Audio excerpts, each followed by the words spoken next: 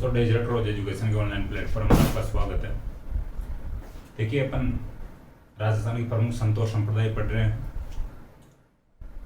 आज अपन आगे बात करते हैं जो राजस्थान के प्रमुख और संत और संप्रदाय है उनकी बात करते हैं। देखिए, आज बात करेंगे अपन सबसे पहले संत माओ जी की। बड़े संत हुए संत माओ जी।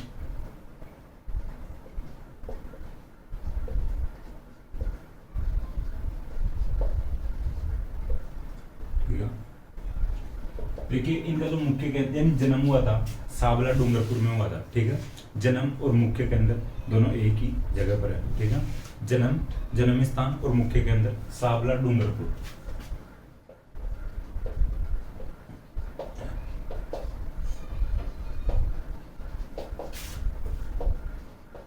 देखिए, डूंगरपुर में एक स्थान है सावला, तो यहाँ पर इनका जन्म हुआ था और यहीं पर इनका मुख्य केंद्र रहा था।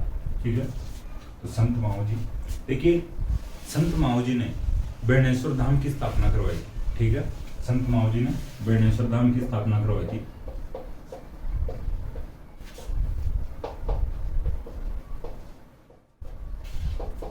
देखिए, बेणेश्वर धाम मुख्यतः अगर देखा जाए तो भगवान शिव जी का स्थान है। ठीक है, बेणेश्वर धाम में यानी भगवान शिव जी की मूर्ति है या भगवान शिव जी का मंदिर है। और जो संत माओ जी है ये निष्कलंकी संप्रदाय चलाए थे, यानी भगवान कृष्ण को मानने वाले थे। ठीक है, ये जो संत माओ जी थे ये भगवान कृष्ण को मानते थे। ठीक है, और स्थापना बेणेश्वर धाम की करवाते हैं। देखिए, थोड़ा समझने की कोशिश करना, आप इस प्रकार से मत करते यानी बेणेश्वर धाम की स्थापना करवाते हैं तो भगवान शिव जी को मानते थे। हालांकि मानते होंगे ऐसी कोई बात नहीं है, आस्था होगी, लेकिन मुख्य रूप से भगवान कृष्ण के अनुयायी बने थे, भगवान कृष्ण के भक्त थे। ठीक है, भगवान कृष्ण के भक्त थे और भगवान कृष्ण को निष्कलंकी अवतार में पूजते थे। ठीक है, संत माओ जी भगवान कृष्ण को निष्कलंकी अवतार में पूजते थे और आगे चलकर इन्होंने निष्कलंकी संप्रदाय चलाया था। देखिए, बेणेश्वर धाम की जो मैं थोड़ी सी और बात बताऊं, अदर फैक्ट बताऊं, हालांकि राजस्थान ज्योग्राफी के फैक्ट है फिर भी मैं बताने की कोशिश करूंगा। देखिए, बेणेश्वर धाम में एक त्रिवेणी संगम। ठीक है, माई सोम और जाखम नदियों का त्रिवेणी संगम है डूंगरपुर के नवाटपुरा नामक स्थान पर। ठीक है, यहाँ पर मेला लगता है जो आदिवासियों का कुंभ भी कहलाता है। ठीक है, बेणेश्वर धाम में जो मेला लगता है जो आदिवासियों का कुंभ कहलाता है, माघ पूर्णिमा को मेला लगता है। ठीक है, तो ध्यान रखना, बेणेश्वर धाम में या नवाटपुरा गांव में त्रिवेणी संगम है माही सोम और जाखम नदियों का, और माघ पूर्णिमा को मेला लगता है जो आदिवासियों का कुंभ कहलाता है। ठीक है, देखिए, जो आदिवासियों का जो कुंभ लगता है उसमें भील जनजाति ज्यादातर या बड़ी तादाद में आती है। ठीक है, ये भी थोड़ा ध्यान रख लेना, भील जनजाति भाग लेती है।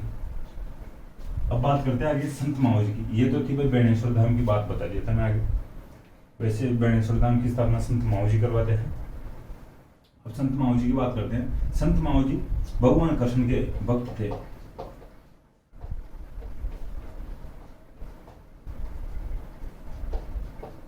ठीक है, भगवान कृष्ण की निष्कलंकी अवतार में पूजा करते थे।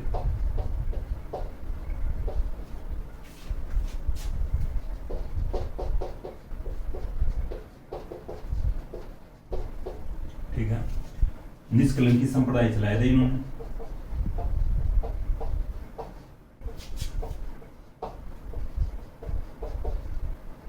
भाई भगवान कृष्ण को ऐसा मानते थे ये संत माओ जी कि भगवान कृष्ण के ऊपर कोई कलंक नहीं है, भाई निष्कलंक है भगवान कृष्ण, तो निष्कलंकी अवतार में पूजा करते हैं भगवान कृष्ण की और निष्कलंकी संप्रदाय चलाते हैं। ठीक है, देखिए, इनके अनुयायी यानी संत माओ जी के अनुयायी यानी संत माओ जी को भगवान कृष्ण का 10वां अवतार मानते थे। ठीक, सॉरी, भगवान विष्णु का 10वां अवतार मानते थे। ठीक है, संत माओ जी के अनुयायी संत माओ जी को भगवान विष्णु का 10वां अवतार मानते थे, जो कि भगवान कलकी।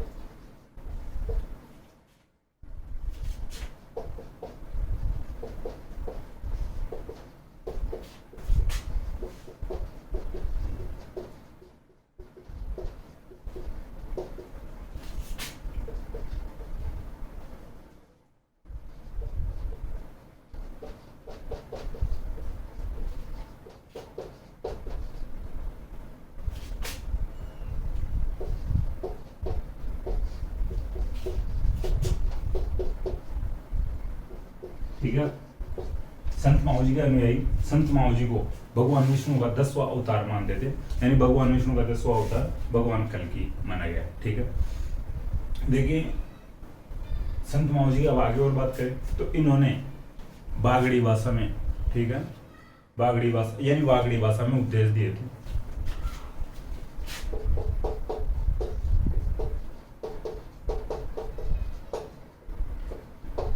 देखिए डूंगरपुर बांसवाड़ा वाला जो क्षेत्र है ये वागड़ कहलाता है, ठीक है। चलो आप लिख लेना ब्रैकेट में, वागड़ी भाषा में उपदेश दिए थे और वागड़ डूंगरपुर बांसवाड़ा वाला जो क्षेत्र है जो वागड़ कहलाता है। तो यानी इसी क्षेत्र में इनका जन्म हुआ था, इसी क्षेत्र में इनका मुख्य केंद्र है, ठीक है। तो उसी भाषा में यानी उस क्षेत्र की भाषा में इन्होंने उपदेश दिए थे, वागड़ी भाषा में, ठीक है। देखिए बागड़ी की भी बात करेंगे। बागड़ी इधर चूरू झुंझुनू साइड वाले क्षेत्र को कहते हैं। आगे जो संत आएंगे उनकी बात करेंगे। तो संत माओजी ने वागड़ी भाषा में उपदेश दिए थे, ठीक है।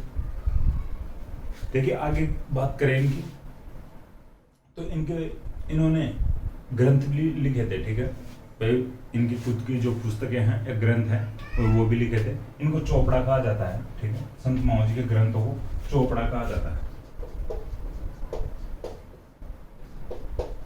देखिए मैं नाम बोलूंगा, आप लिख सकते हो अगर आपको लगे तो। ये 5 चोपड़े हैं, ठीक है। संत माओजी ने जो अपना ग्रंथ लिखा था, मुख्य ग्रंथ चोपड़ा कहा जाता है उस ग्रंथ को, आप लिख सकते हो। जो संत माओजी के ग्रंथ को चोपड़ा कहा जाता है। ये 5 चोपड़े हैं। देखिए मैं नाम बोलने की कोशिश करूंगा, आप लिख सकते हो। प्रेम सागर है, ठीक है। मेघ सागर है, ठीक है। एक प्रेम सागर है, मेघ सागर है, यानी शाम सागर है, रतन सागर है और अनंत सागर है, ठीक है। शाम, रतन, अनंत, प्रेम और मेघ, ठीक है। इसे आप सागर लगा लेना। तो ये 5 चोपड़े हैं। देखिए ऐसा कहा जाता है इन चोपड़ों का दीपावली पर वाचन किया जाता है, ठीक है। ये जो चोपड़े हैं होते हैं, जो संत माओजी का ग्रंथ है, इनका वाचन किया जाता है दीपावली पर, यानी इनको दीपावली पर पढ़ा जाता है। देखिए ऐसा माना गया है कि इन जो चोपड़ों में या इन ग्रंथों में भविष्यवाणी की गई है, ठीक है। बहुत सारी भविष्यवाणी की गई है। हालांकि एक जो भविष्यवाणी में बताना चाहूँ तो आप लिख सकते हो, इसमें तृतीय विश्व युद्ध की भविष्यवाणी की गई है इन चोपड़ों में। तृतीय विश्व युद्ध की भविष्यवाणी की गई है, ठीक है। अब देखो भाई कब होगा यानी तृतीय विश्व युद्ध। देखिए और भी कुछ भविष्यवाणी की गई है इनमें। स्थानीय लोग बताते रहते हैं इस प्रकार की बातें कि ऐसा लिखा गया है इनमें कि लोग यानी आगे चल के यानी हवा में बातें करेंगे या तारों के माध्यम से बातें करेंगे। तो भाई देखिए मोबाइल वगैरह का प्रचलन हो गया आज के टाइम में, और तारों के द्वारा बिजली की बात भी कही गई है, ऐसा माना जाता है इनमें, ठीक है, इन ग्रंथों में। तो भाई आज के द्वारा यानी आज के टाइम में यानी तारों के माध्यम से बिजली की व्यवस्था हो चुकी है। तो देखिए मैं एक जो भविष्यवाणी बताया हूँ कि इसमें तृतीय विश्व युद्ध की भविष्यवाणी की गई, ठीक है। दीपावली पर वाचन किया जाता है। इंपॉर्टेंट यह है कि संत माओजी के जो मुख्य ग्रंथ चोपड़ा का यानी ग्रंथ यानी वाचन किस समय किया जाता है, तो दीपावली पर किया जाता है, ये ध्यान रखना। अब बात आगे करें तो अन्य केंद्रों की बात करते हैं। संत माओजी के जो अन्य जगह पर जो केंद्र है, 3 अन्य केंद्र है। देखिए मुख्य केंद्र तो साबला डूंगरपुर में है, ठीक है। एक अन्य केंद्र है पुंजपुर डूंगरपुर में, यहाँ पे लिखता हूं।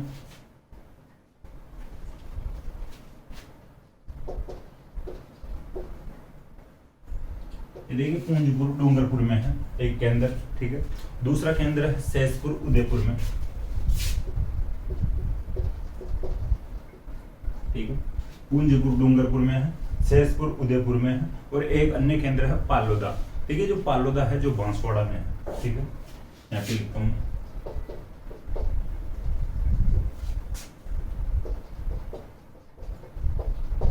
ठीक है। यहाँ पे नहीं दिख रहा हो तो यहाँ पे लिख देता हूँ, ठीक है। पालोदा, अगर यहाँ पे भी नहीं दिख रहा हो आपको तो पालोदा लिखा हूं मैं। 3 केंद्र है, पुंजपुर डूंगरपुर में, सहसपुर उदयपुर में और पालोदा बांसवाड़ा में है। देखिए जो 3 अलग अलग डिस्ट्रिक्ट में है, ये तीनों केंद्र पुंजपुर डूंगरपुर, सहसपुर उदयपुर, पालोदा बांसवाड़ा। लेकिन ऐसा है इनकी जो भौगोलिक स्थिति या इनकी जो स्थिति है कि ये तीनों जो डिस्ट्रिक्ट में अलग अलग आते हैं, तीनों क्षेत्र, लेकिन इनका दायरा है वो 10 से 12 या 10 से 15 किलोमीटर के बीच में है। ठीक है, ऐसा कहा जाता है इनके लिए कि जो तीनों केंद्र हैं ये लगभग 10 से 15 किलोमीटर के दायरे में ये तीनों। ठीक है, तो जैसे यहाँ पे डूंगरपुर हो गया होगा, यहाँ पे उदयपुर मान लो, यहाँ पे बांसवाड़ा। ठीक है, तो इस क्षेत्र में होगा शायद, उस इसी कारण इसे 10 किलोमीटर में आ सकते हैं। ठीक है, अगर ऐसा होता कि भाई एक इस कोने में होता है, एक इस कोने में होता है, एक इस कोने में होता, तो पूरे डिस्ट्रिक्ट की जो सीमा है या पूरी जो, ठीक है, तो उसको क्रॉस करना पड़ता और फिर 10 किलोमीटर के दायरे में नहीं आ सकते तीनों। तो ये तो आपको थोड़ी समझाने के लिए थी बात। वैसे पूंजपुर, सहसपुर और पालोदा है जो 10 किलोमीटर के दायरे में है, ऐसा इनका मानना है। आप भाई समझने के लिए ऐसा कोई क्वेश्चन नहीं पूछा जाएगा एग्जाम में कि इनके बीच में दूरी कितनी है। ठीक है, तो ये कंप्लीट हो चुके हैं संत माओजी। रिवीजन की बात करें तो इनका जन्म स्थान और मुख्य केंद्र साबला डूंगरपुर में है। बेणेश्वर धाम की स्थापना ये करवाते हैं। भगवान कृष्ण के ये अनुयायी थे संत माओजी। निष्कलंक के अवतार में पूजा करते थे ये संत माओजी भगवान कृष्ण की। निष्कलंक की संप्रदाय चलाया था संत माओजी ने। ठीक है, इनके अनुयायी संत माओजी को भगवान विष्णु का 10वां अवतार जो भगवान कल्कि मानते हैं। ठीक है, या भगवान कल्कि के रूप में पूजते हैं। देखिए फिर बात किए थे इनके बारे में, वागड़ी भाषा में उपदेश दिए थे। इनके जो मुख्य ग्रंथ इनका चौपड़ा है, जो 5 चौपड़े हैं, इन चौपड़ों का दीपावली को वाचन किया जाता है। इन चौपड़ों में यानी भविष्यवाणी की गई है, तृतीय विश्व युद्ध की भविष्यवाणी की गई है। इनके जो 3 अन्य केंद्र है, पूंजपुर डूंगरपुर में, सहसपुर उदयपुर में है और पालोदा बांसवाड़ा में है। ठीक है, यहाँ तक अपन बात की है, ये कंप्लीट हो चुके हैं संत माओजी। अब आगे बात करते हैं संत धन्ना जी की।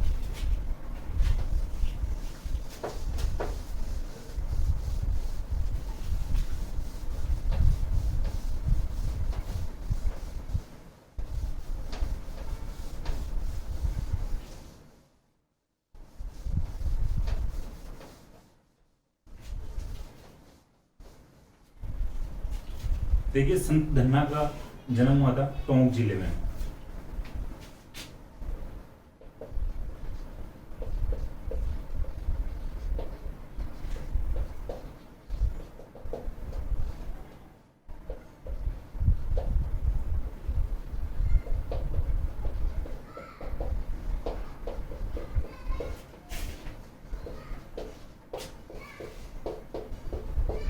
ठीक है, संत धन्ना जी का जन्म हुआ था टोंक जिले के धुआं कला, या इसको दुहन भी बोलते हैं। इस जो स्थान को दुहन या धुआं कला बोलते हैं। तो टोंक जिले में धुआं कला या दुहन क्षेत्र में इनका जन्म हुआ था।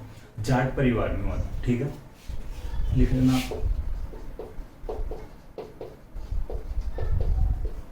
जाट परिवार में धन्ना जी का जन्म हुआ था। देखिए ये गुरु बनाते हैं रामानंद जी को।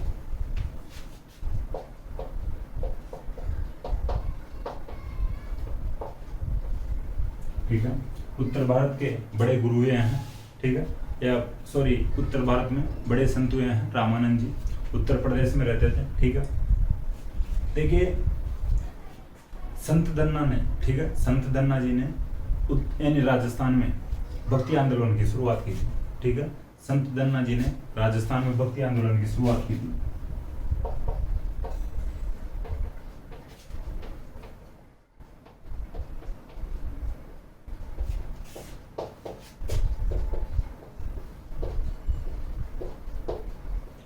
देखिए अपन बात कर रहे हैं राजस्थान की, तो राजस्थान में भक्ति आंदोलन की शुरुआत की थी संत धन्ना जी ने।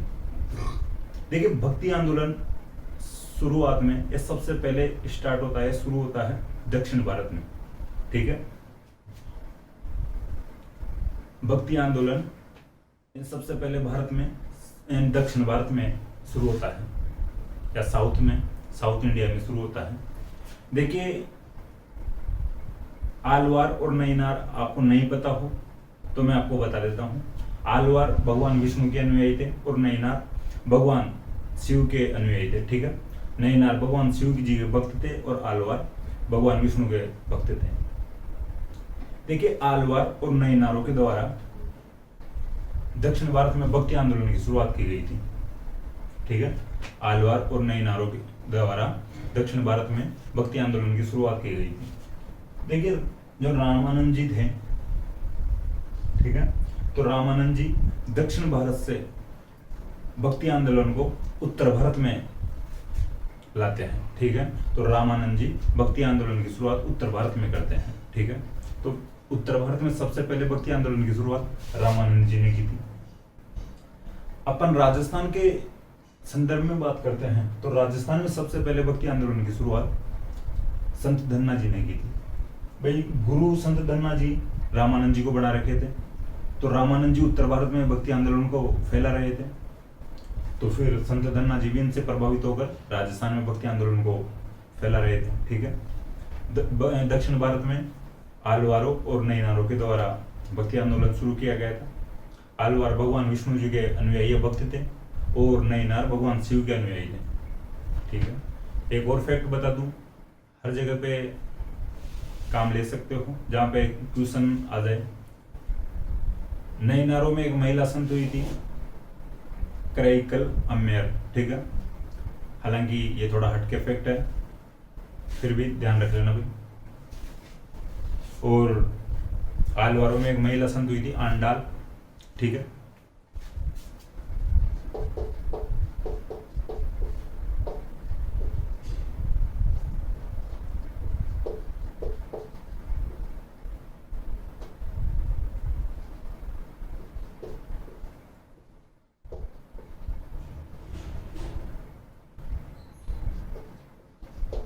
ठीक है, ये नैनारों में महिला संत हुई थी और ये आलवारों में महिला संत हुए थे आंडाल और करैकल अम्मेयर।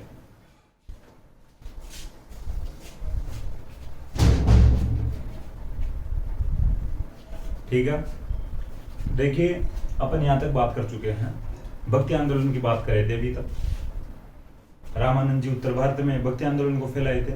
रामानंद जी से प्रभावित होकर संत धन्ना जी ने राजस्थान में भक्ति आंदोलन को फैलाया था। देखिए रामानंद जी हिंदी भाषा में उपदेश देने वाले हैं।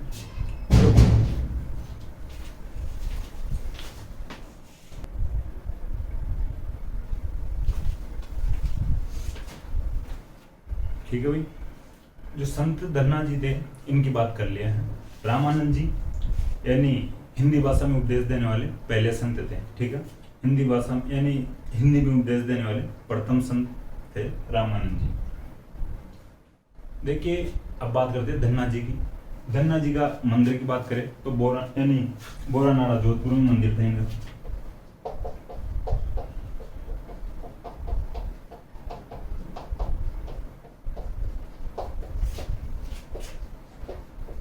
ठीक है, बोरानाड़ा जोधपुर में संत धन्ना जी का मंदिर है। देखिए संत धन्ना जी पंजाब में भी लोकप्रिय हुए थे, ठीक है, तो ध्यान रख लेना। राजस्थान के कौन से संत थे जो पंजाब में भी लोकप्रिय हुए थे, तो संत धन्ना जी पंजाब में भी खूब लोकप्रिय थे और इनका मंदिर है बोरानाड़ा जोधपुर में। यहाँ तक बात की है। जन्म हुआ इनका धुआंकला या धुआं टोंक में। गुरु इन्होंने रामानंद जी को बनाया। राजस्थान में भक्ति आंदोलन को फैलाने वाले संत धन्ना जी थे। मंदिर इनका बोरानाड़ा जोधपुर में है। देखिए जो अपन रामानंद जी की बात करें, जो राजस्थान से हटके जो साउथ की वो बात भी किए थे, जो अलवारों और नैनारों की, ये थोड़ी हटके बात थी, थोड़ा अदर फैक्ट थे, ठीक है। फिर भी आपको थोड़ा याद दिलाने के लिए, ये बेसिक फैक्ट बताने के लिए मैं बता दिया आपको, ठीक है। अब बात करते हैं आगे संत पीपा जी की।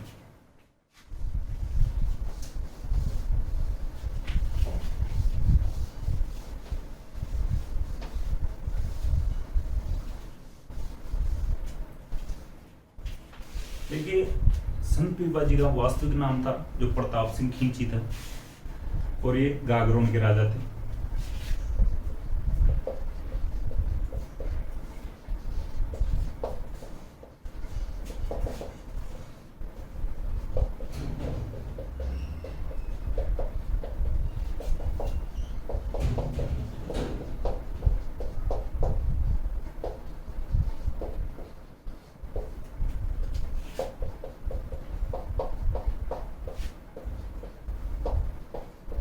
ठीक है, इनका वास्तविक नाम था प्रताप सिंह खींची था। गागरोन के राजा थे, लेकिन इनको राजा रहते हुए मोह माया से लगाव कम ही रहा था इनको, और मोह माया छोड़ने की कोशिश करते हैं। संसार इनको मोह माया लगती है और ये अपने छोटे भाई अचलदास खींची को राजा बना देते हैं। अचलदास खींची कहते हैं भाई आप मेरे को राजा बना रहे हो तो आप क्या करोगे। तो संत पीपा या प्रताप सिंह खींची कहते हैं भाई मुझे इस मोह माया से कोई मतलब नहीं है, मैं इस मोह माया को छोड़ना चाहता हूँ और तू संभाल इस राजशाही को। तो अपने छोटे भाई अचलदास खींची को राजा बना देते हैं और खुद संन्यास ले लेते हैं। ठीक है, पहले राजा थे, राजशाही ठाट बाट को छोड़ के यानी संन्यास लेते हैं और संत बनते हैं संत पीपा के नाम से। ये भी गुरु बनाते हैं रामानंद जी को।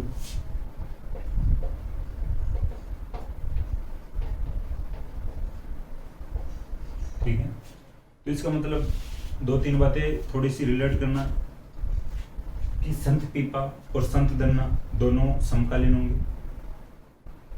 भाई रामानंद जी यानी कोचिंग एक ही कोचिंग में जा रहे हैं तो लगभग समकालीन होंगे। तो थोड़ा ध्यान रखना, संत पीपा और संत दन्ना समकालीन थे, दोनों के गुरु एक थे, दोनों ने एक ही कोचिंग में एडमिशन लिया था रामानंद जी के पास। रामानंद जी भक्ति आंदोलन को फैला रहे थे उत्तर भारत में। ठीक है, देखिए अब आगे बात करें इनके बारे में। जो संत पीपा थे ये दर्जी बन गए थे, कपड़े उपड़े सिलने लग गए थे। ठीक है, तो देखिए दर्जी समाज अपना मुख्य देवता मानते हैं संत पीपा जी को।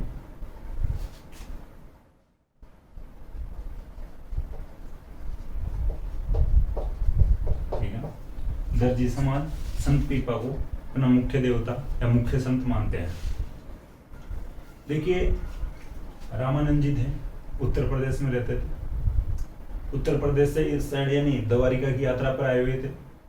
ठीक है, रामानंद जी जब द्वारिका आकर वापस उत्तर प्रदेश जा रहे थे उस समय संत पीपा जी इनको इनवाइट करते हैं, निमंत्रण देते हैं कि भाई आप राजस्थान से होकर जाना या मेरे से बातचीत करके मेरे से मिलकर जाना, हमारे पास से जाना। रामानंद जी जब संत पीपा के पास आए और इनसे मिलकर जा रहे थे उस समय संत पीपा इनकी पत्नी के साथ इनके साथ हो लिए। ठीक है, इनकी यात्रा में शामिल हो गए। तो देखिए संत पीपा की पत्नी भी इस मोह माया को छोड़कर इनके साथ हो ली थी। ठीक है, संत पीपा और इनकी पत्नी सीता, संत पीपा जी की पत्नी का नाम था सीता। तो ये ध्यान रखना कि संत पीपा अपनी पत्नी के साथ रामानंद जी के साथ यात्रा पे चले गए थे या मोह माया को छोड़ के संत बन गए थे। ठीक है, तो इस प्रकार से ध्यान रखना द्वारिका से वापस यूपी जाते समय।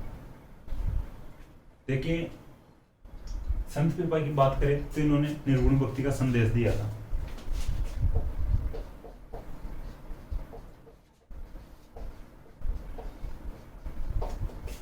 ठीक है, निर्गुण भक्ति का संदेश दिया था संत पीपा जी ने। इनकी मंदिर की बात करें, संत पीपा जी का मंदिर है समदड़ी बाड़मेर में।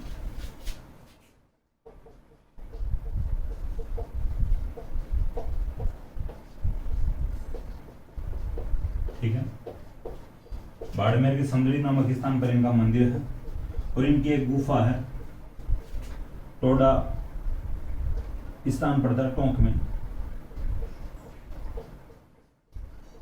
ठीक है, टोंक के टोडा में इनकी गुफा है और इनकी छतरी है झालावाड़ के गागरोड में।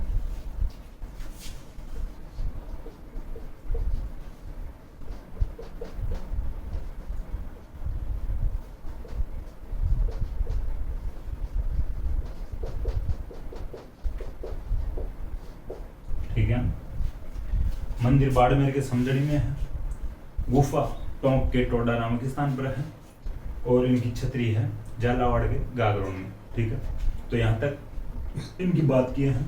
देखिए जो ये संत पीपा जी हैं इनके मेले की बात करें तो इनका मेला लगता है हनुमान जयंती को। ठीक है, तो आप समझ सकते हो कि हनुमान जयंती किस तिथि को आती है। ठीक है, चैत्र माह में आती है, आपको ध्यान हो तो। ठीक है, हनुमान जयंती आती है चैत्र माह में। तिथि शायद आपको कमेंट बॉक्स में ऐड करनी चाहिए कि आपको भी पता है कि नहीं। अगर मैं बताना चाहूँ कुछ चैत्र पूर्णिमा को हनुमान जयंती आती है तो इनका मेला लगता है चैत्र पूर्णिमा को।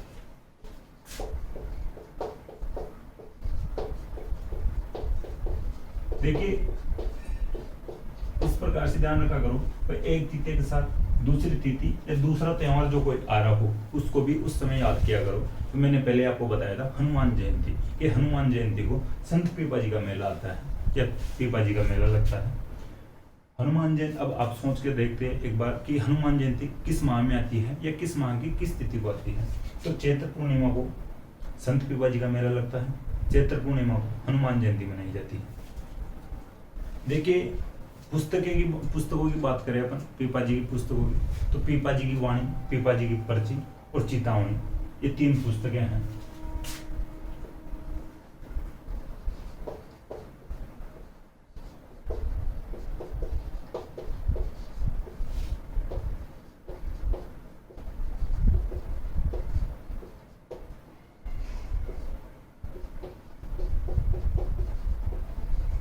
ठीक है, ये 3 पुस्तकें हैं, पीपा जी की वाणी, पीपा जी की पर्ची और चेतावनी नामक जो पीपा जी की 3 पुस्तकें हैं। ये 3 ग्रंथ है, मुख्य ग्रंथ है संत पीपा जी के, तो ये ध्यान रख लेना। देखिए और आगे बात करें अपन संत पीपा जी की, टोडा के एक राजा हुए थे सूरसेन। ठीक है, टोडा टोंक में जगह पड़ती है, तो टोडा के एक राजा हुए थे सूरसेन। तो सूरसेन जो राजा थे संत पीपा से प्रभावित होते हैं। ठीक है, संत पीपा जी के जो प्रवचन उपदेशों से प्रभावित होते हैं और संत पीपा के कहने पर अपनी पूरी संपत्ति साधु संतों और गरीबों को दान में दे दिए थे। ठीक है, टोडा के राजा सूरसेन।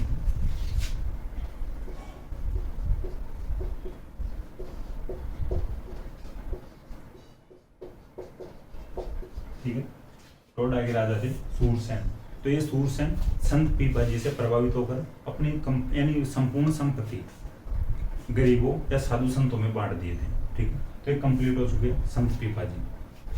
रिवीजन की बात करें तो इनका संत पीपा जी का वास्तविक नाम था प्रताप सिंह खींची, गागरोन के राजा थे। अपने छोटे भाई अचलदास खींची को राजा बनाते हैं और खुद संन्यास लेते हैं मोहमाया से। गुरु बनाते रामानंद जी को। दर्जी समाज के मुख्य देवता हैं या मुख्य संत। ठीक है, निर्गुण भक्ति का संदेश देते हैं। इनका मंदिर है बाड़मेर के समदड़ी में, इनकी गुफा है टोंक के टोडा में, और इनका जो छतरी है जो अलावड़ गागरोन में। इधर बात कहते मेला लगता है चैत्र पूर्णिमा को या हनुमान जयंती को। 3 पुस्तकें, 3 ग्रंथ है, पीपा जी की वाणी, पीपा जी की पर्ची और चेतावनी। टोडा के राजा सूरसेन ने संत पीपा जी के कहने पर अपनी संपत्ति गरीबों या साधु संतों में बांट दी। ठीक है,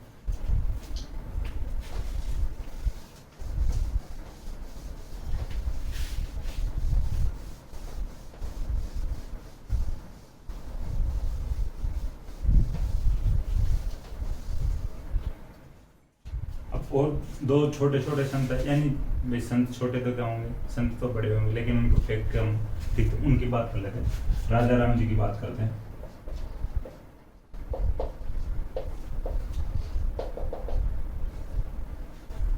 राजा राम जी और नरहड़ पीर की बात करेंगे लास्ट। ठीक है, देखिए राजा राम जी का जो मुख्य केंद्र है जोधपुर के शिकारपुरा में है।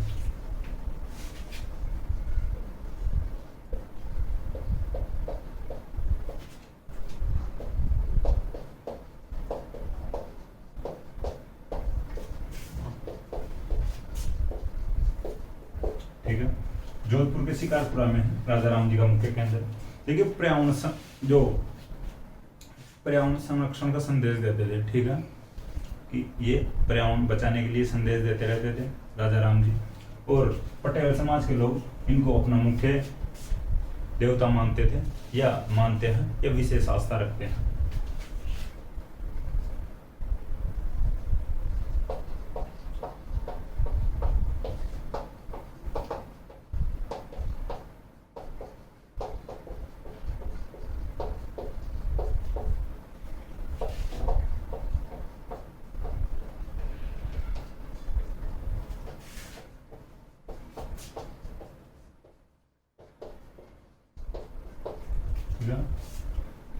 राजा राम जी की बात कर रहे हैं।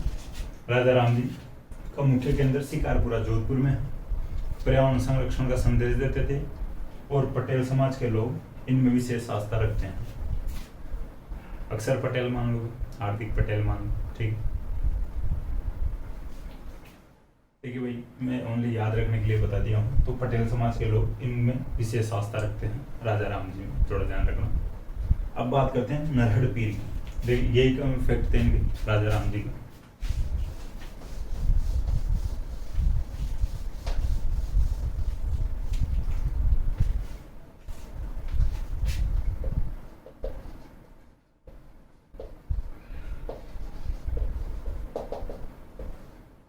ठीक है भाई, आखिर में नाम आ रहा है पीर, तो हिंदू मुस्लिम एकता को प्रोत्साहन करने वाले संत भाई नरहड़ पीर। ठीक है, थोड़ा ध्यान रखना। मुक्के के अंदर इनका झुंझुनू में है।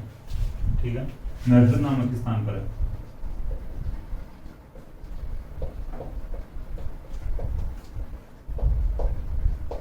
नरहड़ स्थान का नाम है नरहड़, झुंझुनू में है। ठीक है, नरहड़ के पीर मुख्य के अंदर नरहड़ झुंझुनू में है। देखिए हिंदू मुस्लिम एकता को प्रोत्साहन देते थे या हिंदू मुस्लिम एकता को बढ़ावा देते थे। इनका मेला लगता है कृष्ण जन्माष्टमी को।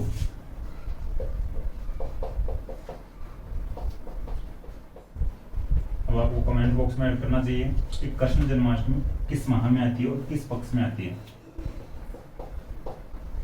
ठीक है, कृष्ण जन्माष्टमी को इनका मेला लगता है। देखिए कृष्ण जन्माष्टमी आती है भाद्रपद कृष्ण अष्टमी को। ठीक है, भाद्र के महीने में कृष्ण पक्ष यानी पहला पखवाड़ा और अष्टमी को आती है, भाद्रपद कृष्ण अष्टमी। हिंदू मुस्लिम एकता को बढ़ावा देते मैं आपको बता दी।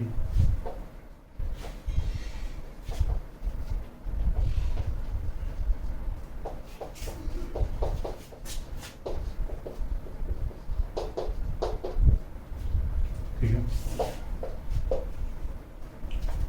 अब आगे बात करें। देखिए इनको हजरत शक्कर बाबा भी कहा जाता है। ठीक है, हजरत शक्कर बाबा।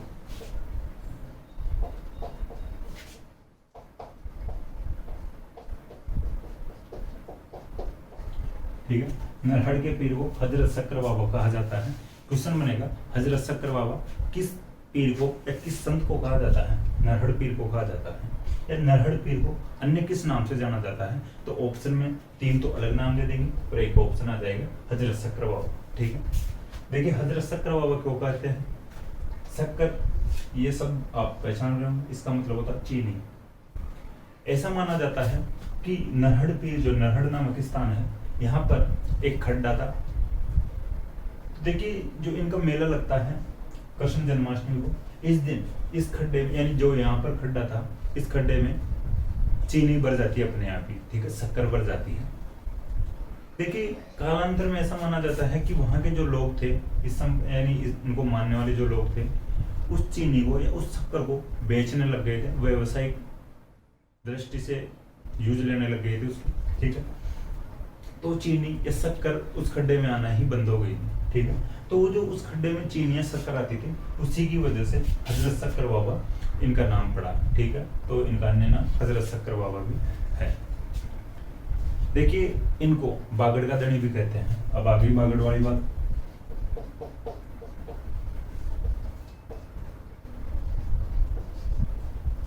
झुंझुनू चूरू साइड वाले क्षेत्र को कहते हैं बागड़। डूंगरपुर बांसवाड़ा की अपन बात की है, उधर उस क्षेत्र को कहते हैं वागड़। ठीक है, बागड़ और वागड़ दोनों अलग अलग क्षेत्र है। तो झुंझुनू चूरू साइड वाला जो क्षेत्र है इसको बागड़ कहते हैं। तो बागड़ का धनी, धनी का मतलब मालिक, भाई जो भी अपनी रक्षा करेगा, अपना ध्यान रखेगा, जो भी मारा है वो धनी हो गए, मालिक हो गया एक प्रकार से। तो बागड़ का धनी भी कहते हैं नरहड़ के पीर को। देखिए सूफी संत थे सलीम चिश्ती। ठीक है, सूफी संत जो सलीम चिश्ती थे वो इनके शिष्य थे। प्रसिद्ध सूफी संत हुए भाई सलीम चिश्ती।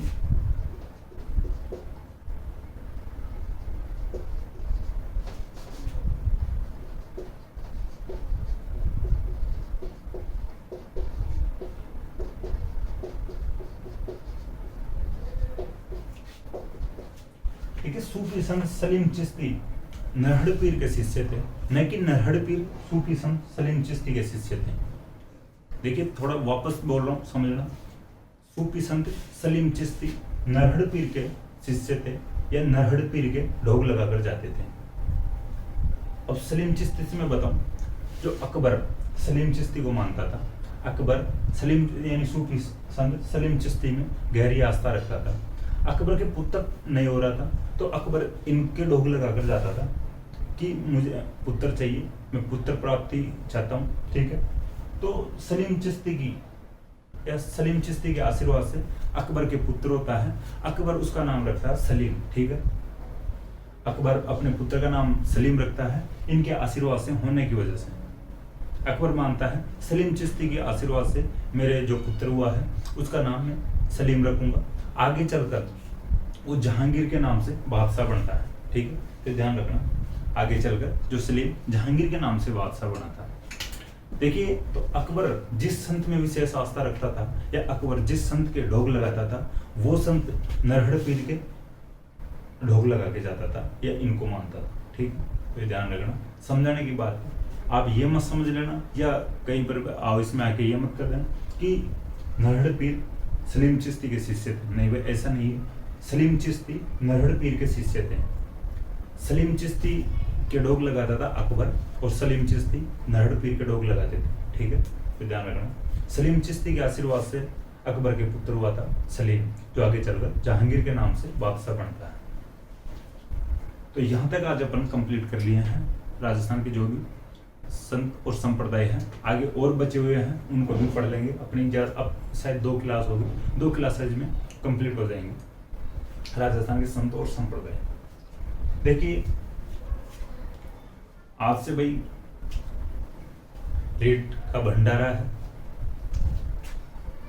रीट एक प्रकार से बहुत बड़ी एग्जाम है राजस्थान की। पेपर आउट भी होते हैं। पिछली रीट का पेपर आउट हुआ था, लेकिन ऐसा नहीं होना चाहिए, गलत बात है भाई। और सभी को all the best, best of luck, बहुत बहुत शुभकामनाएं सभी स्टूडेंट्स को, रीट वालों को। आराम से पेपर देना, फ्रेश माइंड से एग्जाम सेंटर में बैठना, फालतू की टेंशन मत लेना। पेपर आउट होते रहते हैं, आउट होंगे तो फिर एग्जाम लग जाएंगे। आप तो आपकी तैयारी रखना, रेगुलर तैयारी रखना, सही पेपर करना, बिल्कुल फ्री माइंड से पेपर करना। देखिए भाई, हर स्टूडेंट के सामने कुछ ना कुछ प्रॉब्लम होती है, तो एग्जाम सेंटर में तो कम से कम माइंड को फ्रेश रखना, उन टेंशनों के तरफ ध्यान मत देना, ठीक। तो एक बार फिर से ऑल द बेस्ट सभी स्टूडेंट्स को, ठीक है भाई, थैंक यू।